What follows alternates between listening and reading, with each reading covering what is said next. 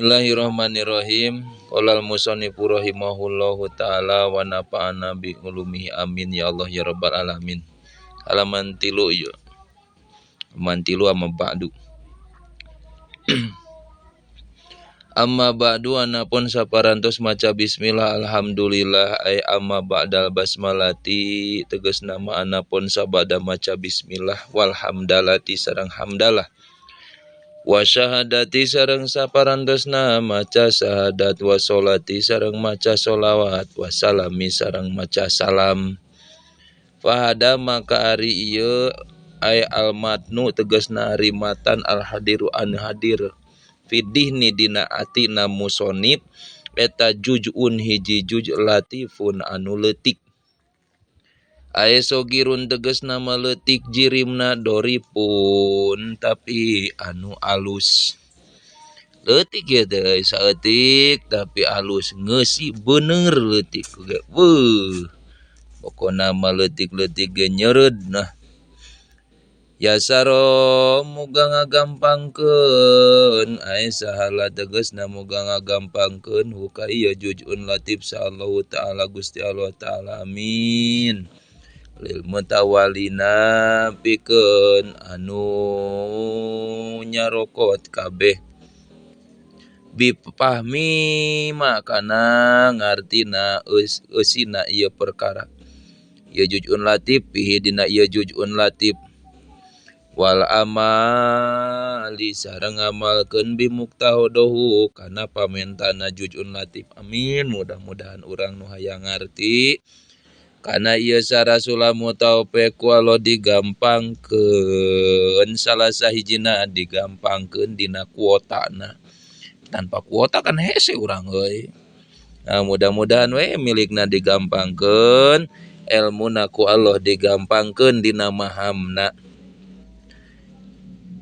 Pima dina perkara aya pibayani amrin tegasna dina ngajelaskeun perkara yajibu anu wajib naon ta'allumuhu ngajina kana ieu ma minal alimi ti jalma nu ngarti wa talimuhu sareng ngajarkeunana ieu ma lil jahili ka jalma anu bodo wal amali sareng ngamalkeunana bihi kana ieu ma minim tisalil amri tina turutna kana pirang-pirang parentah turutna kana parentah wazina bin nahi sareng ngajauhanna kana larangan.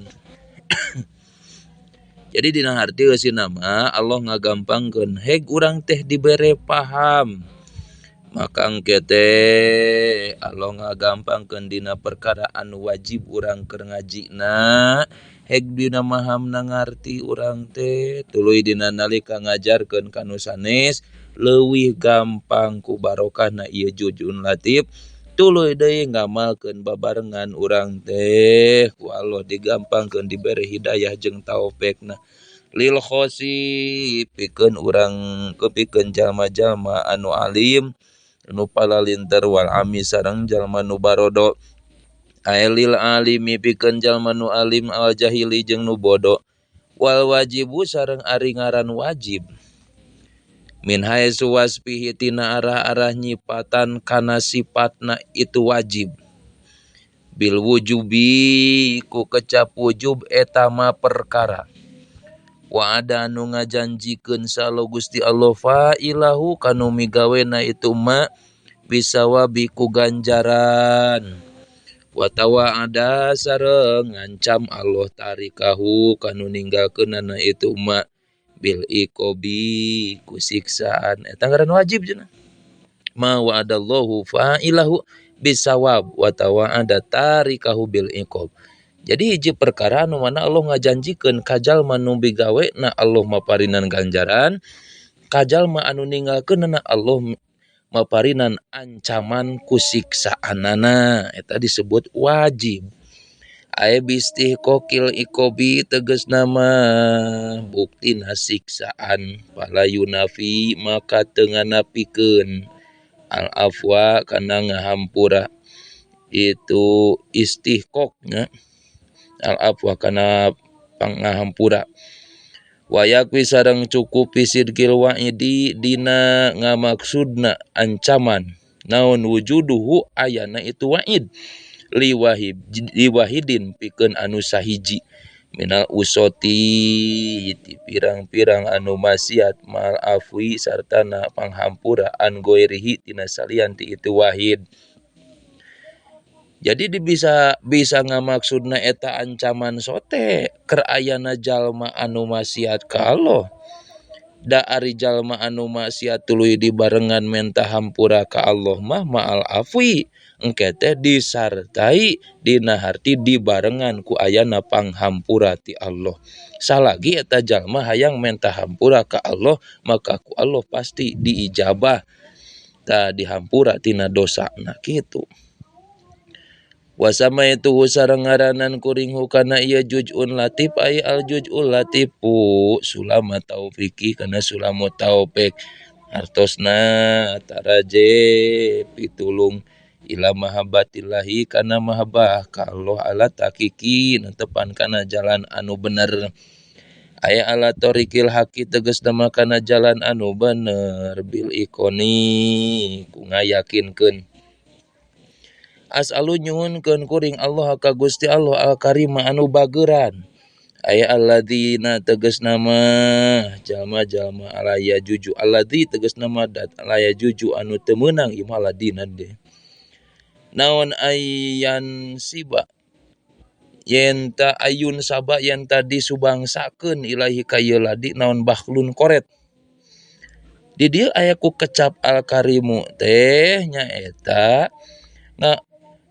dat anu teu meunang dibahasakeun ka eta dat nyaeta ka Allah bakhlun aya kecap koret make karim nyaeta bageuran da Allah mah ayeuna sagala rupa jalma di mana nyuhunkeun eta jalma geus pasti ku Allah diijabah sagala rupana dilakukan ku bageuranna Allah nepi ka jalma anu doraka ka anjeunna doraka ka Allah tetep bae ku Allah teh dimilikan dirizkian diijabah kana doana tetep itu ku bageuran Allah sabab Allah nu ngadamel berarti Allah nu maparinan rizkina gitu dibarengan jeung rizkina teu memandang bulu rek kumaha ge tetep dirizkian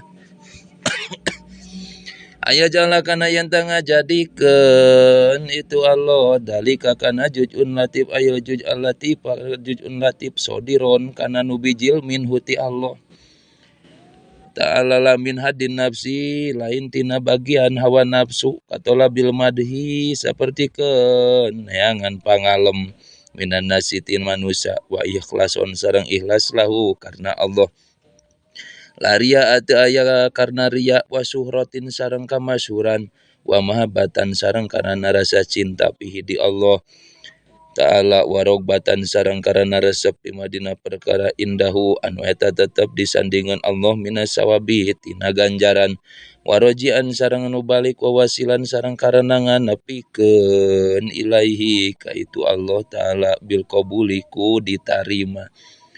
Itu gambaran kecek urang teh cek musonib ngabahasakeun Gusti abdi nyuhunkeun ka Gusti nu bageuran teh mugi Gusti ngajadikeun kana ieu sarah ieu abdi ngarang sarah teh Gusti sing bijil min huti Allah lain karna tina dorongan hawa nafsu lain hayang dipuji ku manusia abdi teh ieu murni Gusti jadikeun ieu teh ti Allah wa ikhlason sareng dina ningali kami gawena sing abdi teh tiasa ikhlas karena Allah lain hayang kamasuran lain hayang ria tapi abdi teh jelas-jelas ieu teh karena Allah sanggeusna karena Allah wa fihi Gusti jadikeun ieu juz'un latif teh fihi aya dina mahabbah nafihi di Allah abdi midamel ieu teh karena dumeheus ka Allah karena hayang nyuprih ridona Allah gitu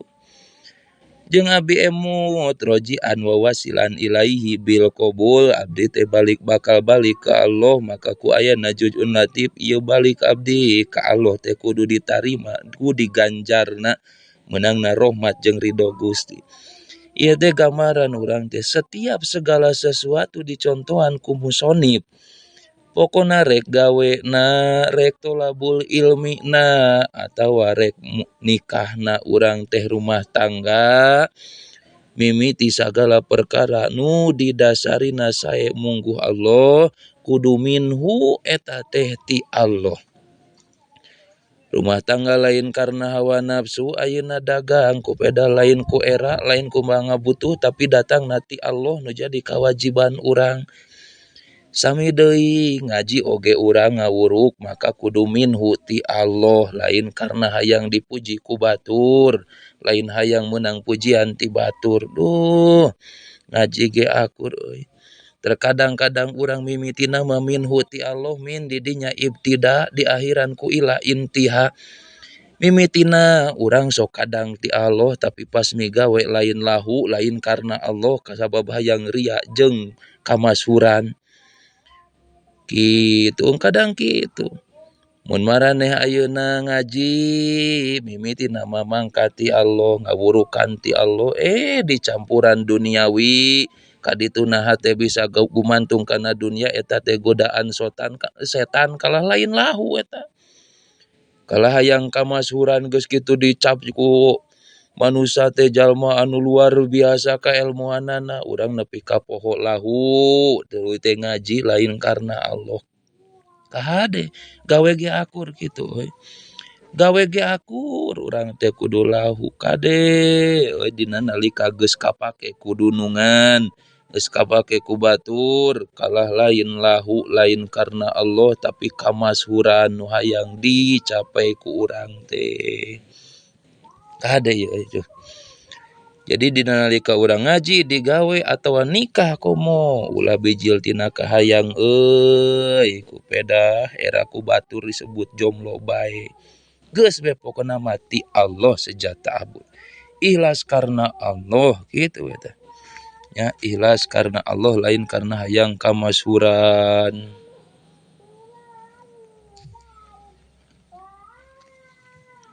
Nah, tapi kade bener minhu ti mimiti nama ti Allah lahu karena Allah dina pas menjalanina tapi lain wafihi, lain karena resep di Allah lain karena hayang Allah ridho ka urang ridho ka Allah lain kitu tapi karena anu sejen sehingga eueuh dina karidoan Allah.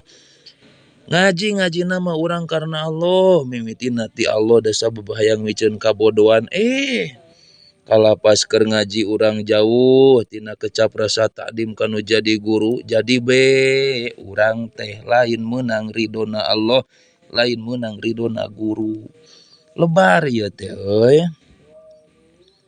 Kitu deui urang gawe akur minhu ti Allah ikhlas karena Allah di tengah-tengah teh gawean urang henteu fihi henteu mahabbatan lillah. Kadenya henteu kudu pokona mah kabeh sangkan meunang ganjaran ti Allah warojian sabab urang hayang balik ka Allah ku ayeuna alesana balik bil qabuli ditarima ku Allah. Min ibtida ila intiha pokona ti mimiti nepi ka tungtung kudu karena Allah gitu.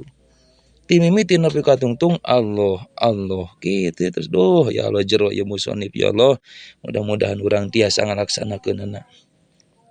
Wa mujiban sareng mere nyaho bi kasril jimi kasril jim aya mu'dinan tegas nama merenya ho wasababan jadi sabab lil kurba keur dumeheus ka Allah.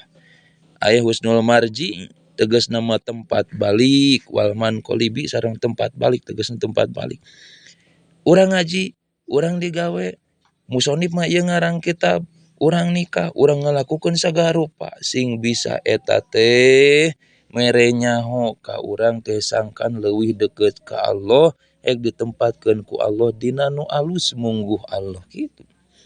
Wazul pasarang ngadeuheus ail kurba tegas nama ngadeuheus tegas namanya wal irtifa sareng luhur darajat wahada sareng ari eta atpu muradipin atap muradip kitu nya awas tai kotok tai lonong tai hayam akur-akur kene tai nu wijil tina hayam beda ngaran unggul ladaihi munggu Allah ai indahu tegas dama munggu Allah taala yaumal qiyamah